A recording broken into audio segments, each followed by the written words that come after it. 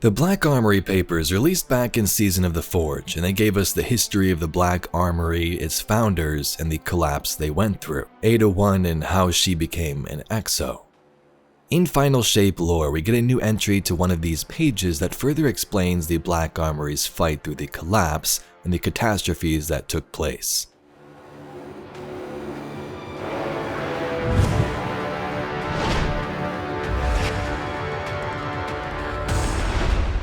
I'm going to first start off by reading entries 67 and 68 from the Black Armory papers from Season of the Forge. The new lore picks up from entry 68, so I figured let's start a little before that.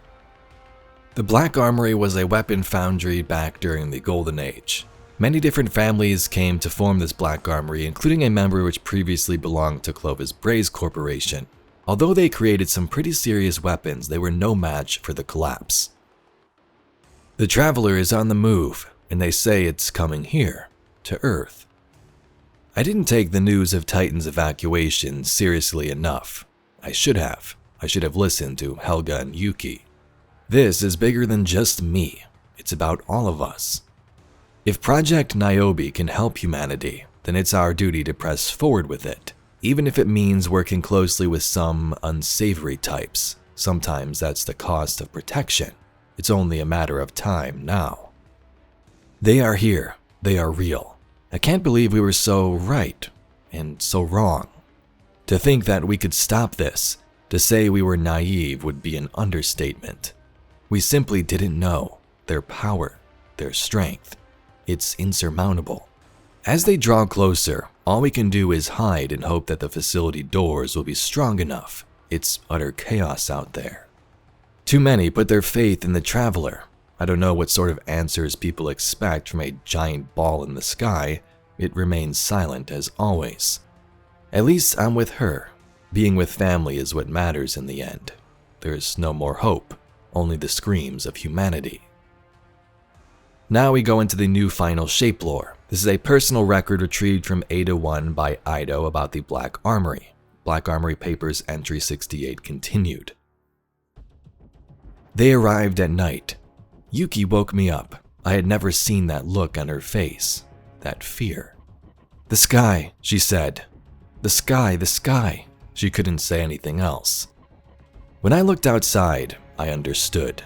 The stars were going out one by one, as though a titanic veil were being drawn over them. The sky grew darker and darker, then light. I realized later what had happened. During humanity's early forays into space, we littered the LEO region with debris.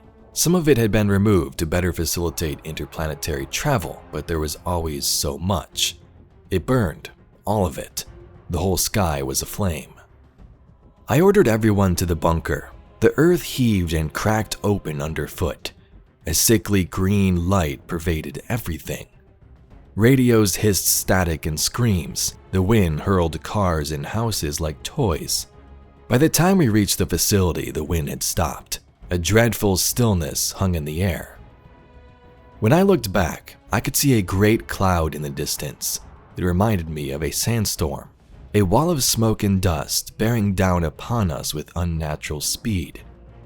Amira, she had fallen behind, and the cloud swallowed her. She withered down to the bone wherever it touched. It could have been poison, or plague, or... Helga closed the doors. I'm not sure whether to thank her or not. Transcription ends. So that's where the new lore ends, but I'm going to read the next couple of entries from the Black Armory papers that speak more about the collapse and how these forces of darkness invaded the Black Armory. Then we'll get on to Ido's notes about all of it. The howling is loudest at night. By dawn, the quiet returns, and with it, the horrid smell that brings the dogs. I long for the moment I can pry these doors open and leave this place. As I tried to sleep, I realized I couldn't recall the last time I heard a songbird. Do any yet live? I haven't noticed. Last night, we awoke in the middle of the night to the sound of something pounding on the walls. It roared and stomped and howled in frustration until it found the doors. They didn't hold. I never saw it. We were too occupied blindly firing around a corner. I just remember the smell of wet earth and a sound I've never heard before, like a machine being stretched and then compressed. When it was over, we lost members of our Black Armory family, and the thing, whatever it was, got away. I've lost one of my sisters, Helga. We had our problems, but she was right about so many things. I know that now. I wish I could have told her. My daughter was injured during the attack. She's unconscious. I can't. So these entries, or at least the last couple of ones, were written by Adelaide Mayron's mother, or Ada's mother. You can see at the end there she was just a child and she got injured during the attack, which then prompted her to become an exo very soon. You know the rest of the story. Ada 1 was a mobile forge. And although members of the Black Armory were dead, she would try to keep it alive in secret, and the Guardians would help her back in Season of the Forge. Her name was Henriette. She was our founder. And my mother. All along. One and the same. I can't believe I never knew. The last page was a letter. Written to me. To me. Her death was self-sacrifice to save me. I will not waste this second chance at life. But she is only one of two reasons I stand here today. You are the other. There are not enough gifts from the Black Armory to show my appreciation. But no, you are always welcome here. Here's what Ido says. The Black Armorer approached me as I was resupplying in the city. She had heard of my search for information pertaining to the Witness, the Black Fleet, and the collapse, and wished to help. Though it seemed to physically pain her to part with them, she offered me a sheet of papers. They were so worn with age, I feared they would crumble in my claws, and I held my breath when I transcribed them. She waved away my thanks and said you found these documents for her some time ago, and to consider this a favor repaid. More clues, more pieces of a puzzle.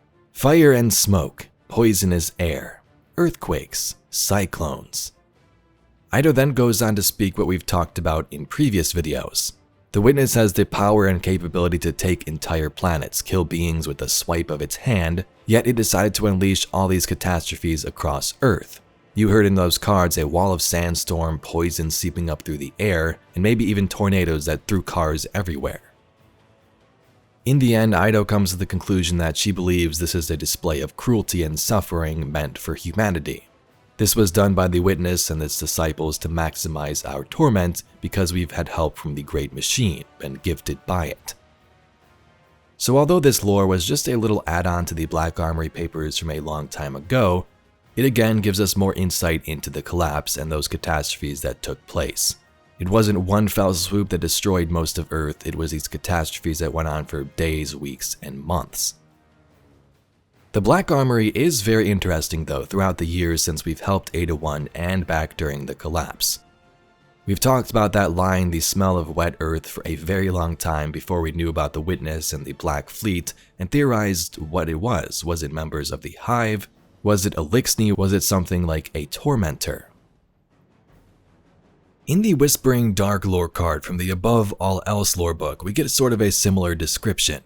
In this card, Mithrax's mother and those Elixni that came to Sol, they learned about the Great Machine and how it uplifted the humans. We killed the Machine's chosen, taking what we could, rooting through the rotten innards of their dying world.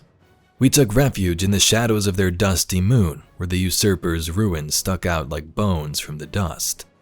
It was empty, it was silent, but there was value to be had in picking those old bones clean.